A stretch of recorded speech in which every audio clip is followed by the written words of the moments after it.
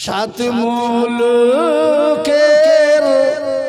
বাদশা ছিলেন সেকেন্দার উজিরকে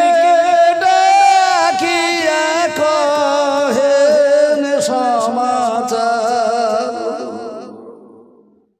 শোনো শোনো ও গো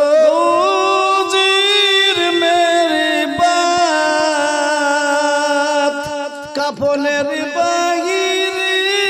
রেখো আমার দুটি লোকে যখন জিজ্ঞাসিবে তোমাকে ভালো করে বুঝিয়ে বলো তাদেরকে ধনে জনে কম ছিল না মোর সংসারে সব ছেড়ে আজ খালি হাতে যাই কবরে উঠাও উঠাও মালো গাড়িতে করিয়া উঠাও উঠাও মাল গাড়িতে করিয়া প্রাণবায়ু ছেড়ে গেলে প্রস্তাবে বসিয়া আল্লাহর হুকুম হলে ছেড়ে দিবে গাড়ি আল্লাহর হুকুম হলে ছেড়ে দিবে গাড়ি সেই সময় হবে বাবা অতি তাড়াতাড়ি মরণের সময় অতি ধুম পড়ে যাবে তখন তোমার কোনো জিনিস কাজে না আসিবে আজ মন মরে চঞ্চল রে ভাই ঝরে দুটি আখি এ বুঝাইলে মনে বুঝিস না তুই কোন জঙ্গলের পাখি রে আজ মনে মরে চঞ্চল রে কাঁচা বাঁশের খাট পালঙ্ক শুকনো পাটের দড়ি এই আত্মীয় স্বজনে মিলে রেখে আসবে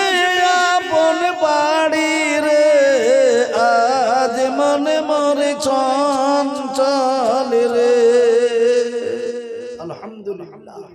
এই শেষ বুঝলেন না এখনো 10 মিনিট টাইম চাই তবে বদলটা পুরা হবে কিন্তু বক্তা চলে এসেছে আলহামদুলিল্লাহ আমি আপনাদের কাছ থেকে বিদায় নিচ্ছি ছেড়ে দিয়ে চলে যাচ্ছি তবে একটা ছোট বদল শুনে যাচ্ছি শেষে শুনেলেন কি সাত মুলুকের বাদশা ছিলেন সেকেন্দার উজিরকে ডাকিয়া কহেন সমাচার শোনো শোনো ও গো